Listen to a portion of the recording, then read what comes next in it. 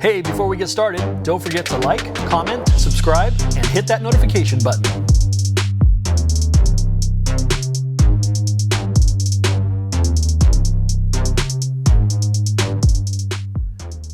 And from Lemon Tree Toys, Purple Potato.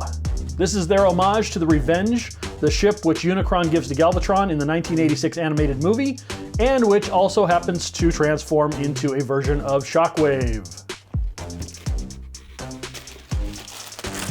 Quick look at the box. We've got a nice image of their Shockwave on the front. We've got the Lemon Tree logo there. On the side, we've got a partial image of Shockwave. On the back, we've got schematics of the Revenge, the alt mode for this toy. Interestingly, it says that it's not for sale. So I guess we all get it free. The other side, all right, we've got some more illustration of Shockwave there from the front. And then I guess, yeah, so it's front and rear. That's pretty cool. Top, we've got logo and schematic. And the bottom, we've got nothing. There is no tape here, so let's just check it out. All right. Wow. That's looking cool already. So he's got a little heft to him right out of the box, which is nice to feel. Got his instructions here. Doesn't look like we've got a collector's card or anything. His baggie of accessories. Here are set instructions. And we've got a multicolor print here with most of it in monochrome, but it is nice that they're highlighting the transforming parts in red and purple. Oh, missed an opportunity to have a little mini poster, but oh well.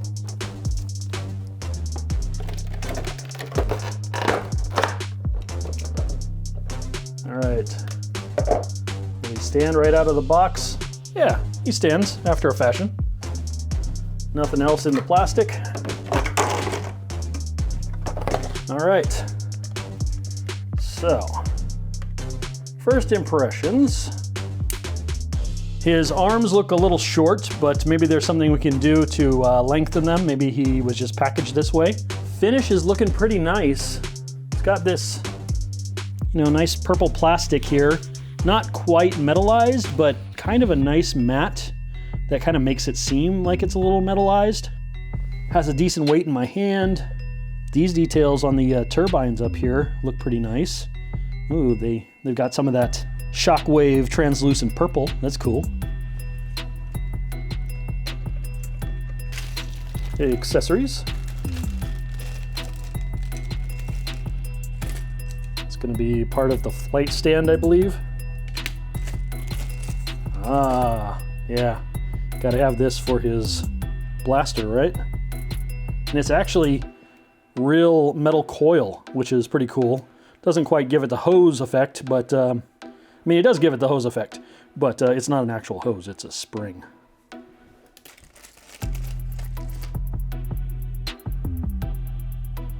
We'll find out what that is. Then a bunch of tiny bits.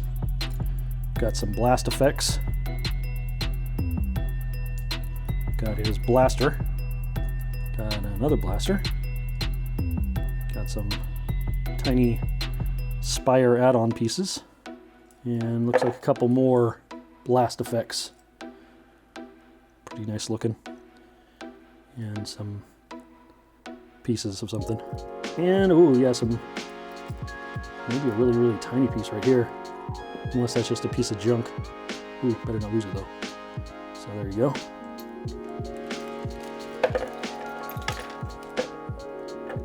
All right, let's see about his articulation as much as we can. His arms, wow, cool. They do go up quite high. His rotation is on a ratchet. Looks like it's, oh, yeah, it's a 360 ratchet. Okay, he's got a bicep swivel. He's got a wrist swivel. He's got independent digits that have, looks like maybe what, 2 points of articulation? Yeah, he doesn't have that middle knuckle. He's just got the fingertip knuckle and the hand knuckle there, the back of the hand knuckle. Single hinged thumb. His head, oh, he can flip his lid. All right, his head goes up. His head does go down. It's on a ball joint, I think. Yeah, so it does the side to side. Pretty nice. Inside the head is the battery compartment, looks like, for his eyes. What am I saying? For his eye. What else? What else? What else? How about a waist twist? Yeah. Full 360. Hip skirts come up. His leg goes up. He can do a 90 degree. That's nice. Well, almost. Effectively a 90 degree. He's got his butt skirts. He can kick back. I guess if it weren't for the backpack, yes, he can kick back completely parallel to the ground. Can he do the Van Damme? He can do the Van Damme. And those are some nice sounding and feeling ratchets. Let's see, any kind of... Okay, he's got that hip swivel.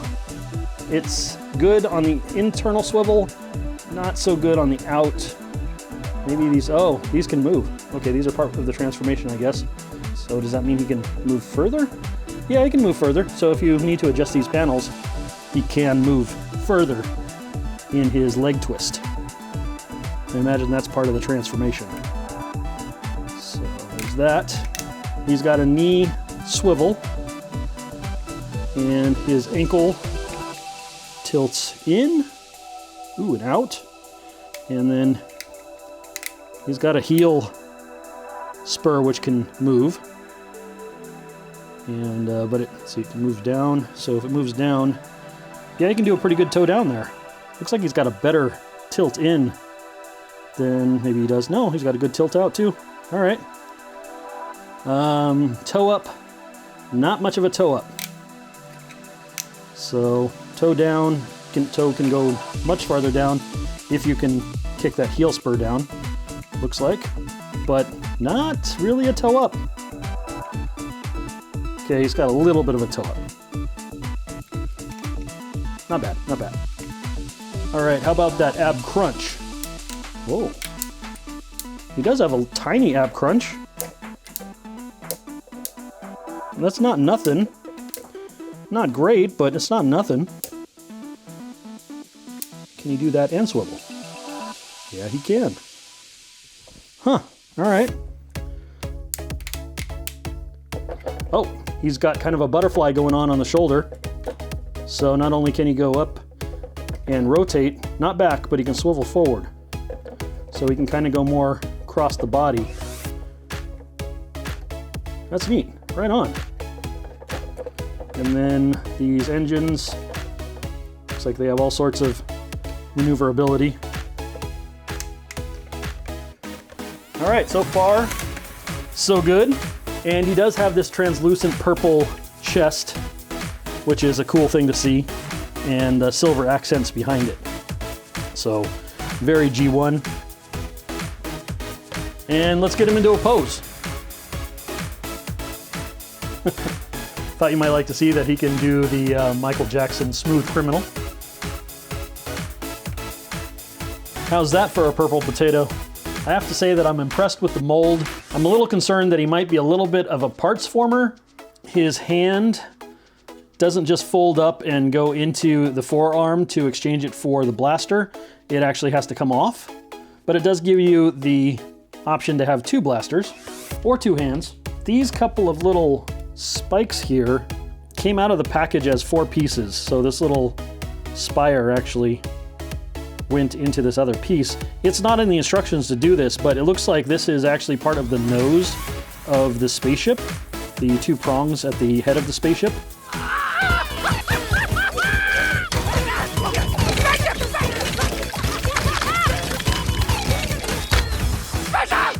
just be aware that these might have come unassembled, like they did with mine. The blast effect is pretty cool because you actually can double up the blast effects. So, yeah, got a choice of blast effects, and then you can nest them.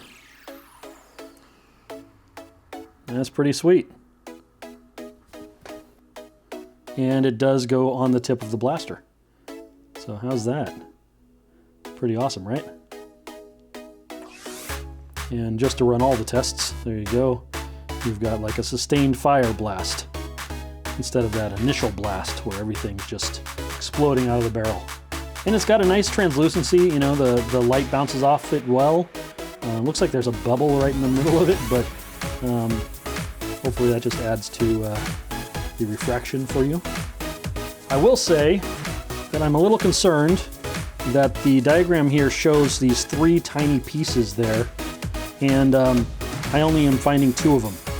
So I'm hoping 1 or 2 of them are extras, but as I showed that little piece, and I said I was concerned, you know, I had to be careful not to lose it, I may have already lost one. So I was really impressed with the ankle tilts in getting this guy posed. I can get his left foot to sit flat. His right foot still has a little bit of a cant to it, but it's nice and flush to the ground. Can't really complain there. And yeah, I think he looks really good. A few things that I found out while I was transforming him about his articulation are that he does have a double elbow.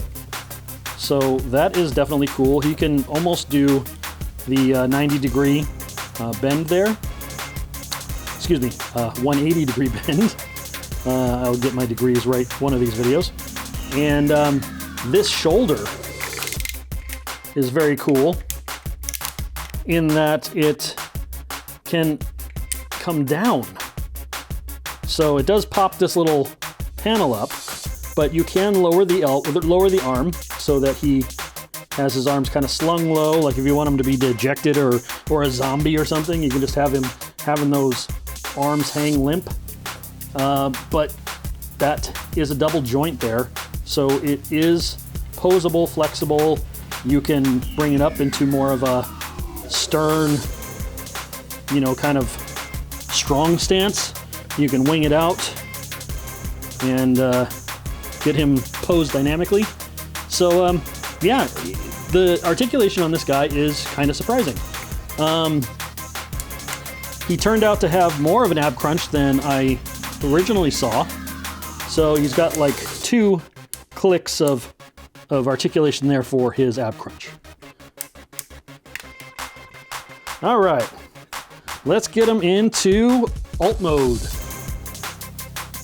Another quick point of articulation that I didn't mention was that I found out that the arm can extend, and it looks like maybe it's really supposed to be for the transformation, but I kind of like the longer arm. So all you have to do is pull the arm down and it does lengthen. So there you go, you get some more length on that arm. Okay, after a lot of work, we've got Purple Potato. I'm not gonna lie, this thing was not easy to transform. And there are a couple of reasons for that. Ultimately, it does go together pretty darn well. I am actually really happy with the way it looks, but it is not without its challenges. First off, the challenge being the feet, which are contained in here in the backside. Make sure that you really ensure that those feet get placed firmly within their half of that shell. It should pretty much go in flat into the shell. I'd have to take it apart to demonstrate it, but take a look at the instructions. They aren't great instructions at all, but they did give me enough information for me to figure it out. I did not reference any other video. I did not reference anybody else's transformation instructions online or anything. I was actually able to figure it out with the instructions included. However, the instructions included are not great. One of the problems being that as much as I initially liked all the pictures it had and the color coding it had, these are really tiny pictures. And when you're talking about you know, a little panel there, like that little square one, and you're trying to go through the transformation, you have to actually study the images and see what the parts are. to make sure that you're moving the parts in the correct way. That was another part of the problem with the feet, was that in addition to not getting them completely inside the half of the shell that they were supposed to be in, was that they were not getting the proper clearance at the toe. Just so you know, that's an issue. Another issue is the tolerances on the backpack. So the backpack splits. This is the backpack. And it splits so that you can transform and then rejoins so that it creates this arch with the engines. The tabs that hold that together, on mine at least, were extremely tight. Like the tolerances were just, it was almost like it wasn't meant to come apart, but it really was meant to come apart. But it was that tight. It was so tight, they wanted to make sure, I guess, that this was not going to just flop open, and it did not. I actually had to use a pair of pliers. These are not the right instrument to do that. It resulted in a break, and the break is at a small hinge, which is now actually inside here, collapsed inside this. And thankfully it did not completely disconnect, so it's still usable. And I will give it to them that their plastic seems to be fairly good in that regard, but it did crack the hinge through. So just be aware that when you are pulling that backpack apart, it may be super, super hard to pull apart. And if it is, and I'll show you the couple of struts actually that it hinges on. So here are the struts. And let's see, where did I break it? So on this side, if you can see that, it looks like it's just a little claw opening there, but it's not supposed to be open. It cracked, and that hinge actually was sitting in between that crack, and I had to push it back into place. It was tough to push it back in. It was kind of scary. I was afraid I was going to actually break the entire attachment piece, but it did not, thankfully, break. However, you might also be able to make out slightly, well, not very well, but there is some wear on these die-cast parts now because I was using those pliers to pry the backpack apart. So long story short, get some kind of actual prying tool so that you're not using necessarily your full arm strength when you're trying to pull the pliers open. You want to squeeze and more gently open it up. And that may be also where a spudger comes in handy, because that can help you once you get that crack opened wide enough to pry this open maybe a little bit more safely. So be aware of that. Spudger, a prier of some sort. I've seen something similar to this, but instead of closing, when you squeeze the grip, it actually opens. So if you can find a tool like that, I've seen it out there on the web, but that would be a better tool. So a little bit of custom work went into this because the tolerances here on that backpack on those tabs are so tight, and the tolerance on the stand, it actually slips in between the backpack. So it doesn't just slide on, it's actually firmly a part of the ship once you've transformed it. So it's a test of the job I did on these tabs, if this actually comes off or not. Oh boy, okay, let me try this off camera a little bit, but you see how much trouble I'm having, and it's barely splitting it, but there is a split. So let me get this spudger in here and see if I can work that in. Go in from the other direction. All right, there we go.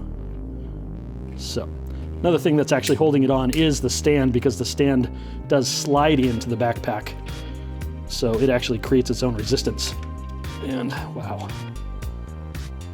Fold this off to the side. Okay, so after all that work, see this little slide here? That's where the stand slides in. The stand actually slides out of that railing system right there. So as you can see, that's the tab that slides in. And if you can see that, I've filed the top and the bottom of that rectangle down so that it slides in a little bit easier. I also filed down these tabs. So I did quite a bit of work on those. You can see the whiteness there from the filing. Yes, file those. If it's really a tough fit for you, then I would definitely recommend filing those down.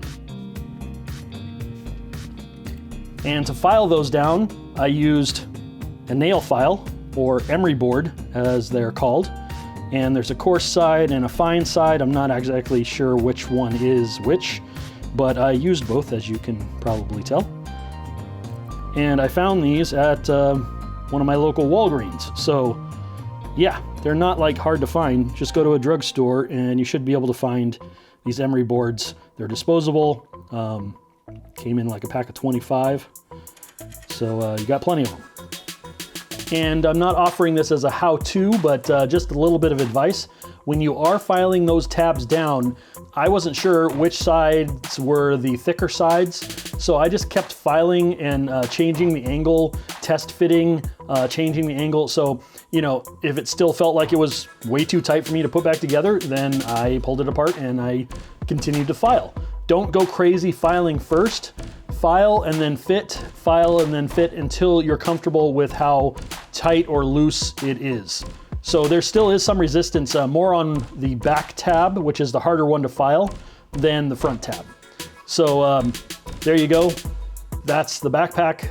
That's the little bit of customization I had to do in order to get it to work better. I might file it a little bit more. It still feels kind of sticky, but part of that friction is because the stand is slotted into the base. All in all though, I am really happy with how this looks. I really couldn't have asked for a better looking alt and bot mode.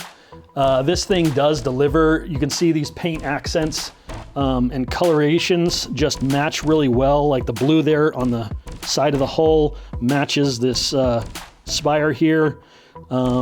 These silver accents are nicely done. This is a little bit loose, but you know, that's all right.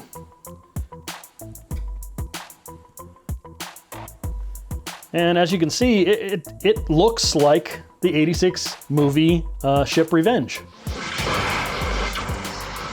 Behold, Galvatron, and this shall be your ship. Now go. Destroy the Autobot Matrix.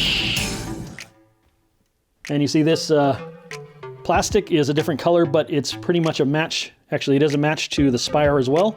So they did a good job of matching paint to plastic and creating a nice palette. They've got like silver, like a dark gray, and this bluish purple and purple. So it's a really, really nicely done finish. One thing that's a little bit of a bummer is that it is a little bit of a parts former. The blaster and hose do not stay attached when you transform this guy into alt mode. So yeah, you can't really leave it in there. It has to come off.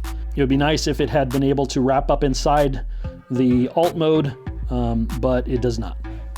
There's this strange little piece that was included, and according to the instructions, it actually looks like maybe this is a magnet and it somehow activates the lights once you put the batteries in.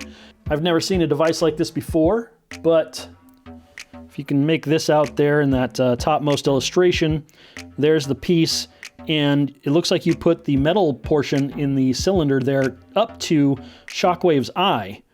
And as you can see, the eye has those little lines coming off of it, I guess like it's supposed to be lighting up.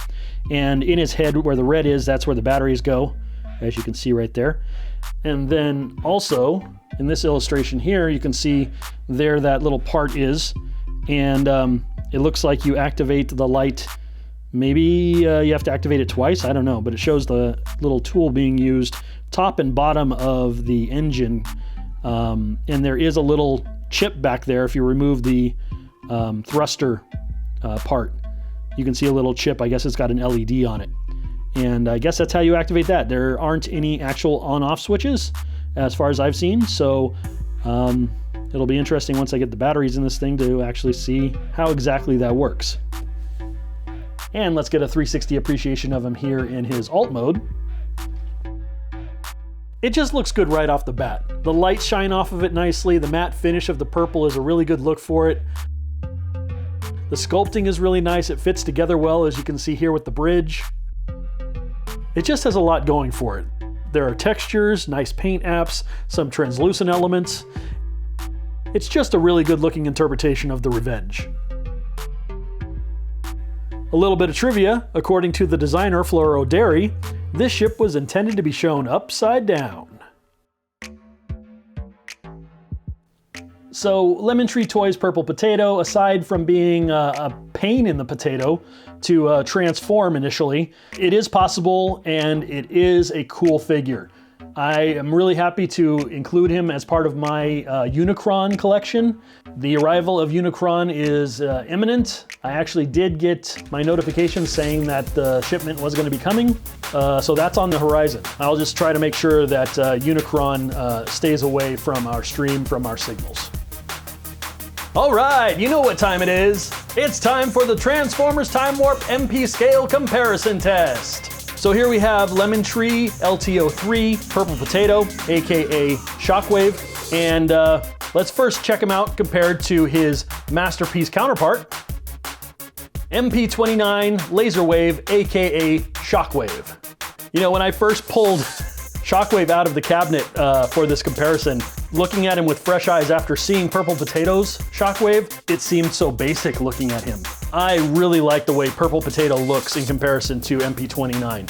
Now, MP29 is definitely the true MP because it transforms into both the robot and the laser gun mode, but I love the details in Purple Potato and just the look. They really accomplished making it look like Shockwave, even though it turns into an actual ship instead of a gun. So as you can see here, Purple Potato is definitely taller than MP29. How does that scale with our two classic Masterpiece scale comparison test figures? MP10 Optimus Prime and MP21 Bumblebee.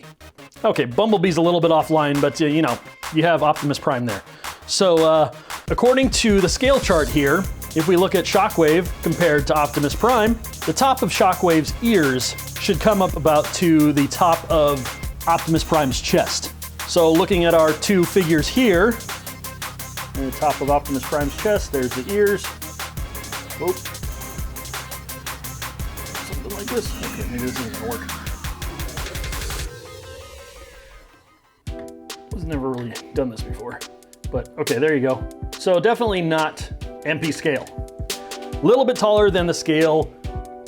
However, he still looks close enough to MP scale for me, and I really like all the details. I would gladly say that this is Shockwave if somebody were to ask me, which one do you prefer for a reboot of the G1 cartoon? The only problem being that I don't know if we could take mass shifting to the extent that Shockwave here could become the Revenge, in which the other Decepticons can travel. All right, final thoughts on Purple Potato. The instructions aren't the greatest, but if you pay attention to the parts that are supposed to be moved, you can transform this guy. It is a complex transformation, and it does have some difficult parts. You know, I did break a piece, and that is because the tolerances on the mold itself were so tight on that backpack that prying it apart really required a tool. I wasn't using exactly the right tool for the job, and if I had been using a better tool for the job, then I may not have actually broken it. However, even with the break, the thing still holds together. It's not a complete break. I didn't actually lose a part, and the transformation does hold together. If you're ever going to want to transform this thing back and forth, you will probably have to file down certain tabs to make the transformation easier, to keep things from being too tight. But aside from that, this guy is very cool. And the ship mode is just awesome. I mean, look at it here compared to the actual movie. All in all, once Unicron does arrive and we're able to subdue him, Purple Potato will be a great addition to that display. Not as Shockwave the robot, but as Galvatron's ship, the Revenge. Final thoughts.